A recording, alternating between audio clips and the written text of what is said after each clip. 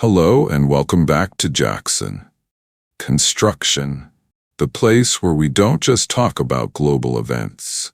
We break them down piece by piece to help you understand the world in clear, natural English. Whether you're here to expand your vocabulary, improve your listening skills, or simply learn English through meaningful, real-world stories. So grab a cup of coffee, settle in, and let's build your English one smart story at a time. Let me tell you a little story. Last summer, I walked into a local appliance store to buy a new dishwasher. Our old one had started making a noise like a cat stuck inside a blender, and, well, it was time. The model I wanted had gone up nearly $150 since I last checked. I raised an eyebrow and asked the guy at the counter, "Is this inflation or just bad luck?" He shrugged and said, "Neither. It's tariffs. That machine comes from South Korea. Now it gets taxed at the port. You're paying the difference." At that moment, I realized something important. Tariffs aren't something that only politicians or economists deal with. They're something you and I, regular folks, pay for every time we check out at the store. So, what is a tariff really? Here's the simplest way to think about it. A tariff is a tax that a government places on goods imported from other countries. Let's say a U.S. company wants to buy steel from Canada or electronics from Japan.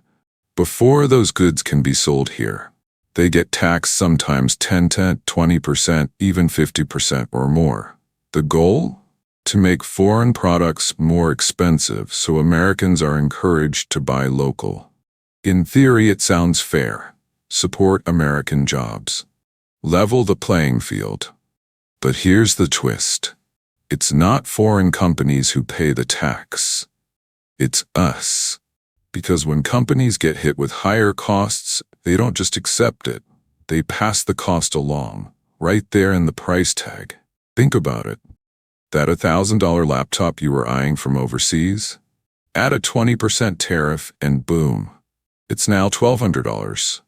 That extra $200, that's you paying the tariff, not China, not the manufacturer, you.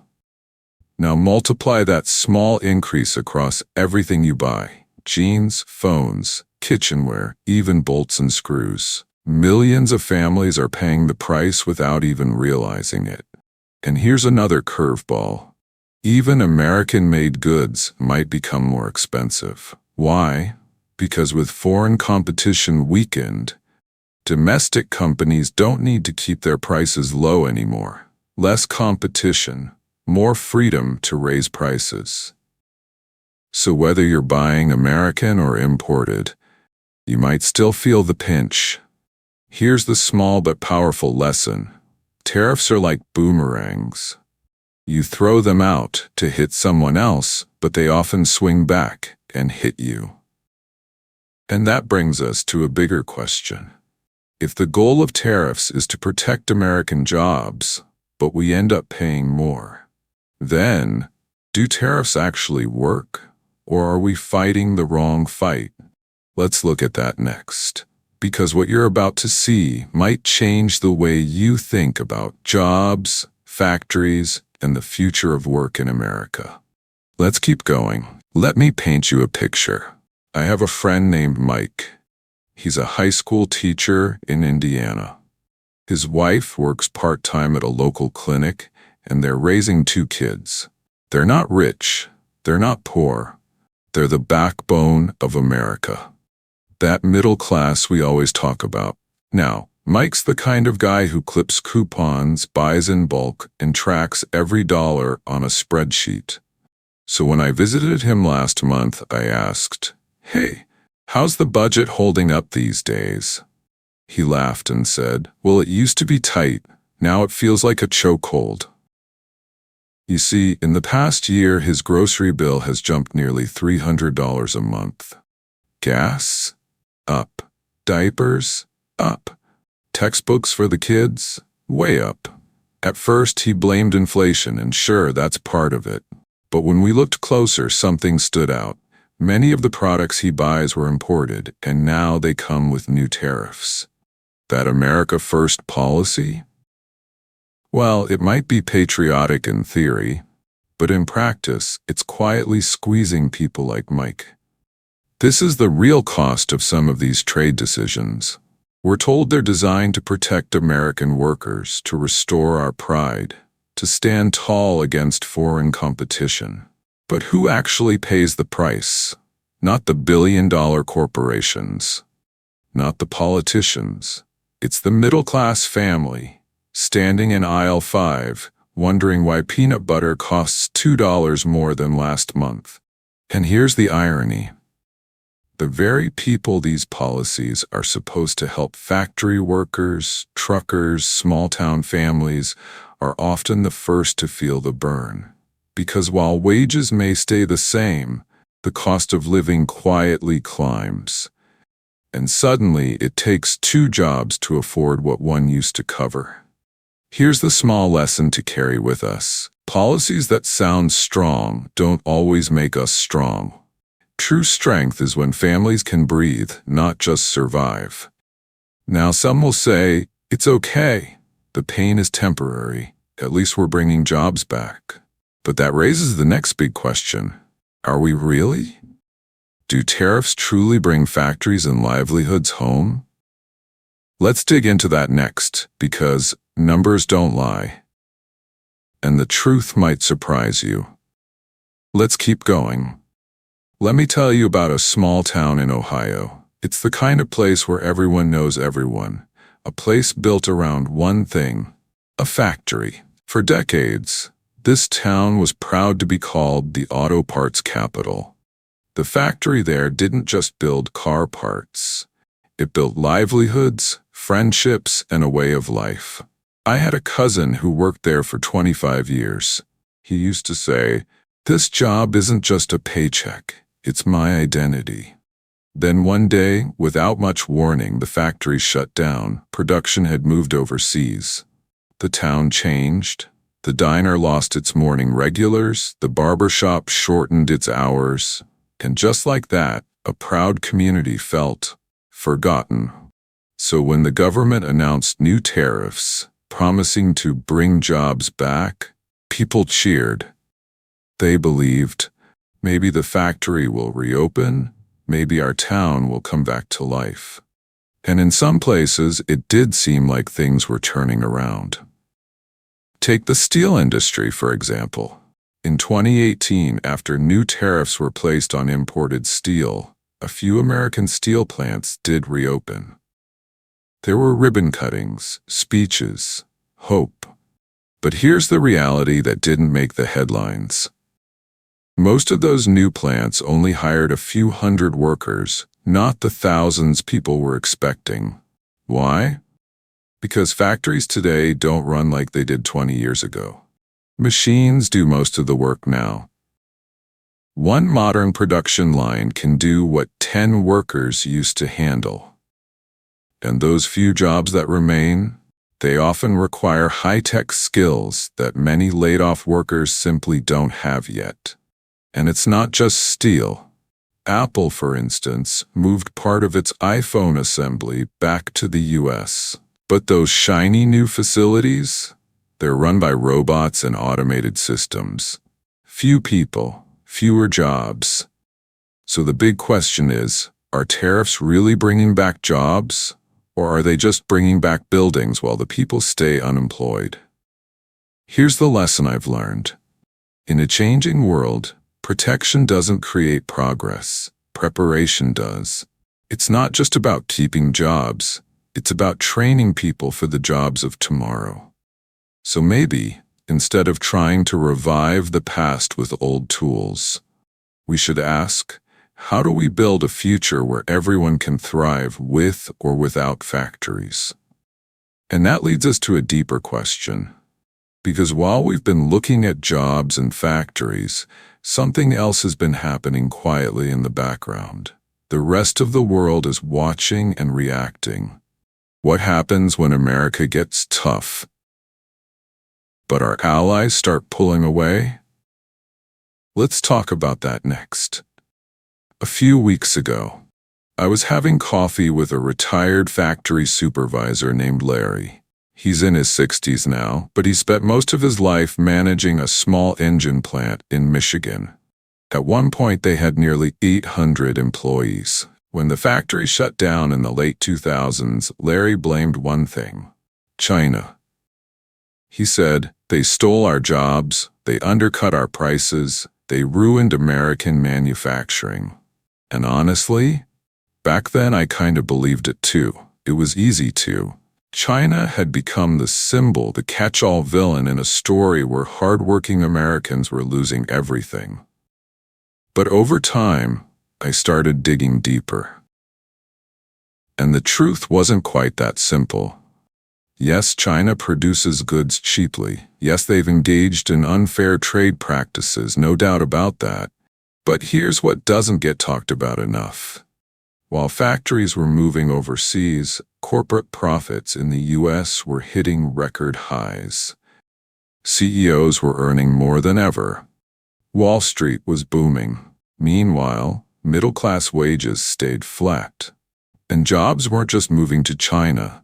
They were disappearing into automation, into software, into outsourcing, even into tax shelters. So why do we keep pointing fingers at China?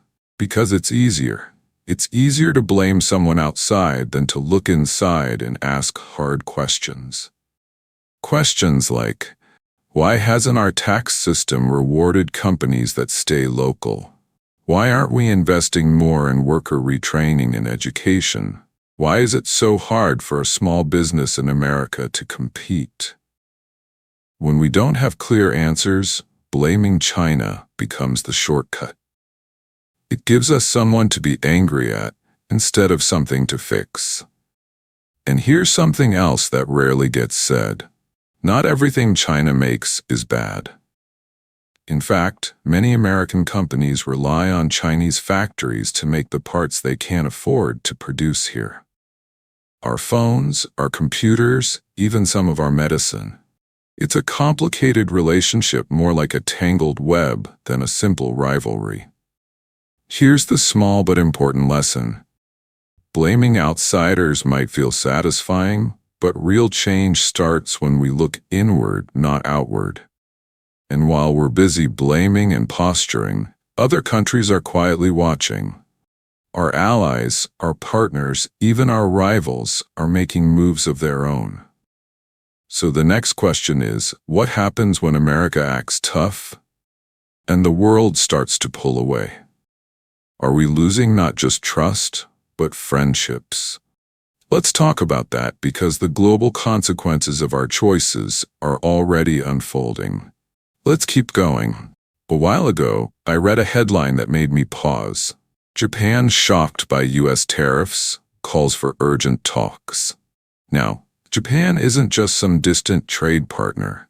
They're one of our oldest allies, one of the largest foreign investors in the United States, and for decades, a trusted friend in the Pacific. So when they found themselves suddenly slapped with a 25% tariff, they didn't get a warning. They didn't get an exception. They just got the bill. And their response? It wasn't angry. It was hurt. This same pattern repeated itself with South Korea, the EU, and even Singapore, countries that have stood with America through wars, crises, and economic downturns. And yet, overnight, they were being treated the same way as strategic rivals. It sent a loud, unspoken message. We'll go it alone, even if it costs you. To many of these nations, it felt less like negotiation and more like betrayal. A friend of mine works in logistics for a global shipping company. He told me something simple but powerful. Every time a new U.S. tariff is announced, our phones light up, but not with orders, with worries. Worries from European suppliers, worries from Asian partners, worries about whether America is still a country they can plan around, invest in, and trust.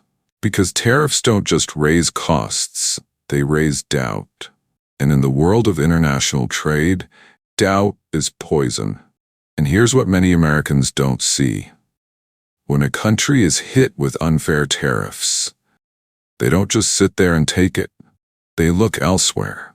If a German carmaker is taxed in the US, they shift their focus to China or India. If a Korean electronics firm sees instability here, they build new supply chains in Vietnam or Mexico. The ripple effect grows quietly but fast. And suddenly, the United States isn't the default choice anymore. It becomes just one option among many. Here's the small lesson. Trust isn't built with muscle. It's built with consistency. And once trust is broken, even friends begin to drift. And when those friends start drifting, they don't just walk away. They start building something new. New trade alliances, new supply chains, new leadership circles, ones where America may no longer have a seat at the center. So that raises the next big question. If we keep pushing the world away, are we giving up our leadership without even realizing it? Let's explore that next and take a closer look at how the global balance of power is quietly shifting. While America keeps looking inward, let's keep going. Not long ago, I spoke with a former classmate of mine, Amanda. She works for a European manufacturing firm that was planning to expand into the US. Big plans, new factory, hundreds of jobs. She told me we were so close to signing the deal, but after the new tariff announcement, the board froze everything. Why? Because when tariffs can change overnight, when decisions are made on social media, and when international deals are thrown off by a single post, how do you plan a 10-year investment in a place that might change its rules in 10 minutes? You see, for decades, the US was seen as a pillar of stability. The place where companies could trust the rules, where governments knew the agreements would hold, where businesses could build, grow, and thrive. But lately, something's shifted, and it's not just about economics. It's about confidence. Just look at what happened on Wall Street. The day after the 90-day tariff pause was announced, the stock market shot up by 6%, one of the biggest single-day jumps in recent years. Sounds like good news, right? But here's the problem. It wasn't because the economy was stronger. It was because, for a brief moment, people stopped panicking. Now imagine you're a global company in Tokyo, Berlin, or Paris. You've got a supply chain that stretches across continents, and suddenly the US announces new tariffs without warning, affecting 75 countries at once. Your first thought isn't, how can we adapt? It's, can we afford to stay? This uncertainty doesn't just affect trade, it affects trust. And when trust fades, markets move, sometimes permanently. Many international firms have already started shifting their operations to Southeast Asia, India, and even Africa, where they see more consistent long-term policies. Because today's global economy doesn't wait. It flows fast to wherever feels stable, open, and predictable.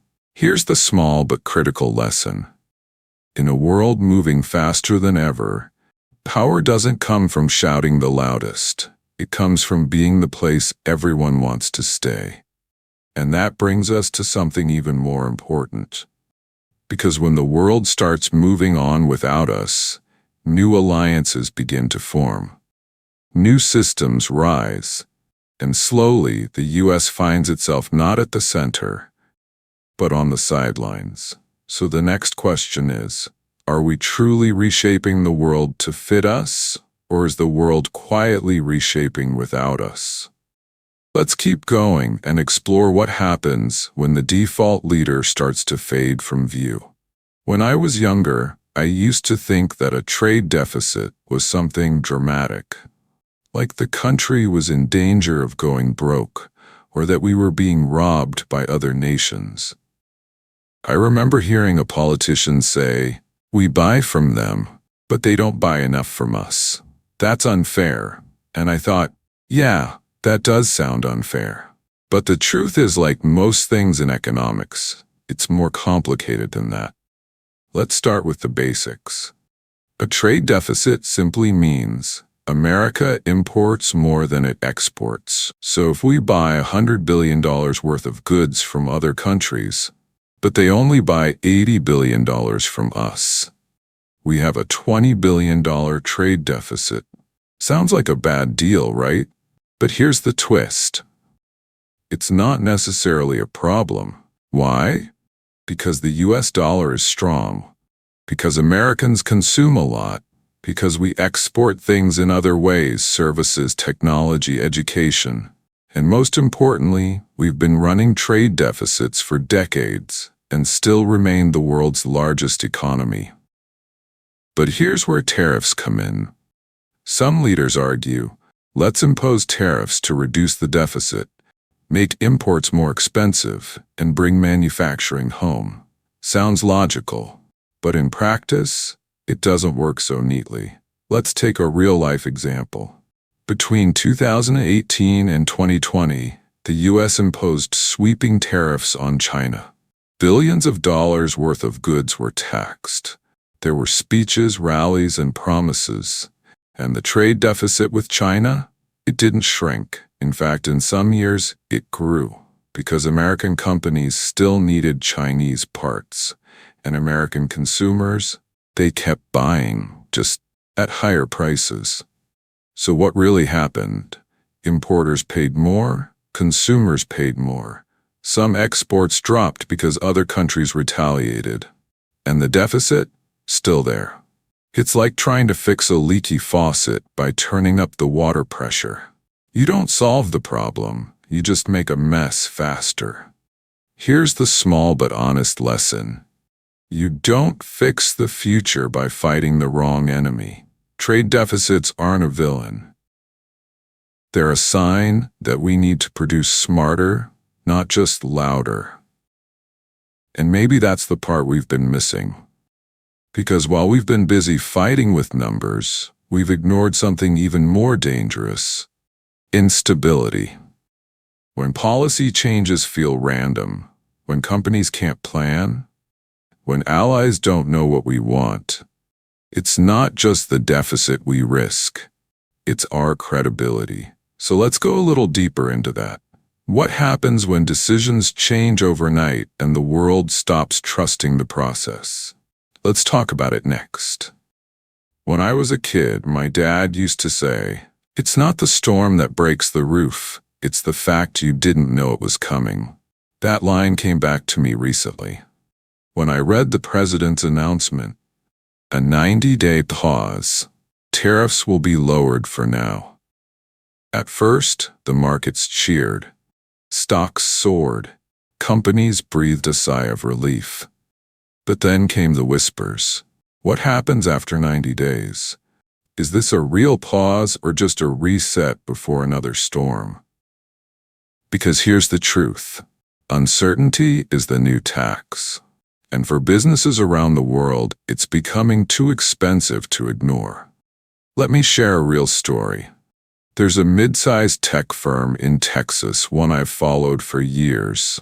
They were about to expand, bringing in new suppliers from Europe, building a new plant, hiring over 200 workers. Then came the sudden tariff hikes. Their European suppliers were hit overnight.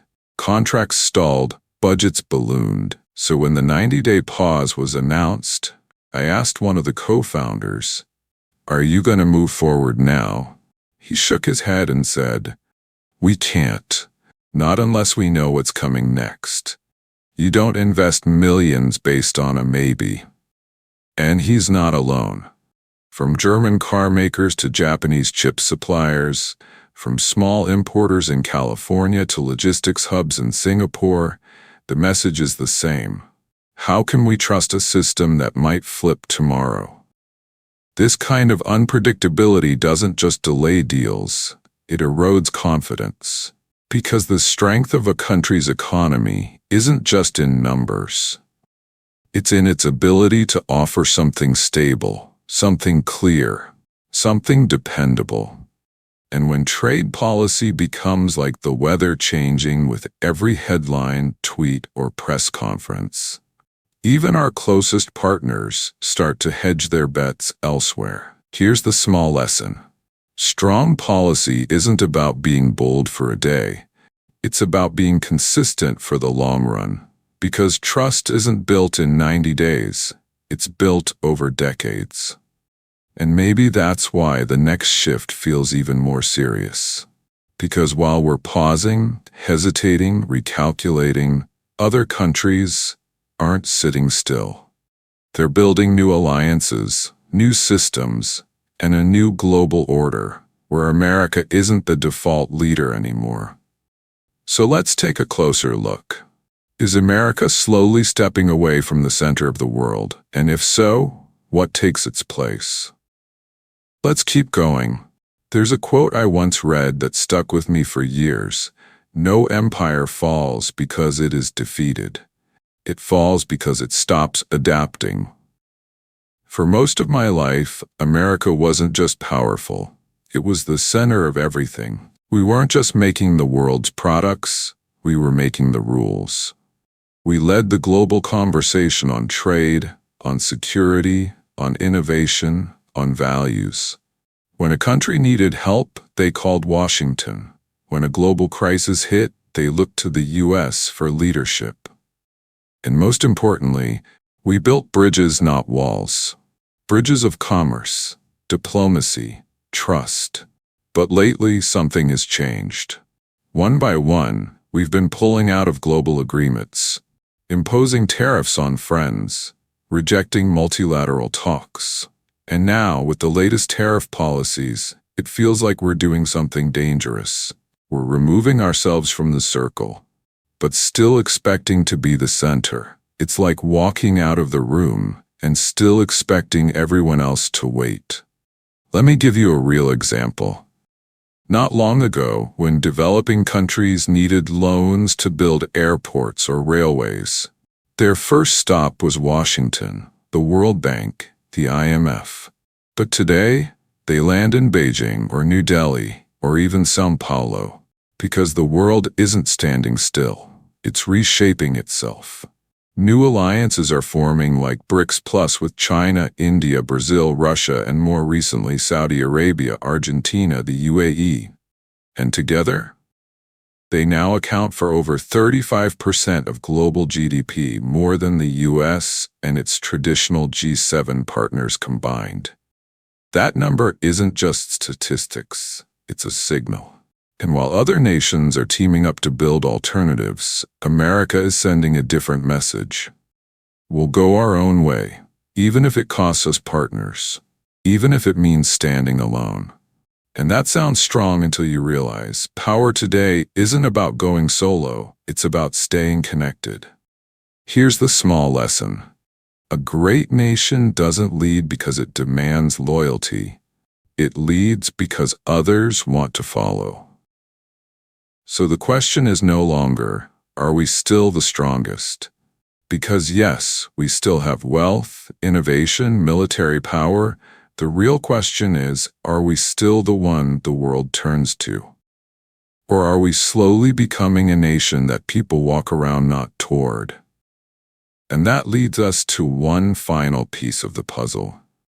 Because some say these policies are bold, some say they're strategic, but what if they're just political theater? Let's take a closer look and ask the hardest question yet. Are these tariffs solving real problems, or just buying time with good optics? Let's find out together. When I was a kid, anytime the electric bill went up, my dad would march through the house, turning off every light, even if it was dark, even if we were still in the room. At the time, I thought he was being dramatic, but now looking back, I get it. He didn't hate light bulbs. He just felt powerless. And when people feel powerless, they need to do something, anything, just to feel in control again. I thought of that moment recently when I watched the president's speech in the Rose Garden. We're imposing tariffs to protect American workers, to restore fair trade, to make America wealthy again.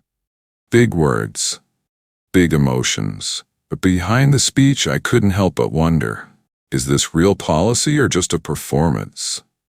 Because for all the headlines, the rallies, the America First slogans, prices keep rising, jobs aren't flooding back, and the trade deficit hasn't magically disappeared. What has happened, though, is this. Politicians now look tough. Voters feel heard, and the conversation shifts away from real solutions to strong-sounding moves. And that's the danger, because when we trade policy for optics, when we chase short-term applause over long-term strategy, we risk something far more valuable than GDP. We risk people's trust. Take a real example. In Trump's first term, sweeping tariffs were placed on China. The messaging was clear: we're taking our power back. But even after all that, the trade deficit with China remained. Some years, it even grew, because American companies still needed Chinese parts. And American consumers still shopped like before, just at higher prices. And now again we see the same pattern. Tariffs go up, allies get upset, markets panic, then there's a pause, a walk back. Another round of uncertainty. It's a cycle. And like most cycles, it burns energy, but doesn't always move us forward.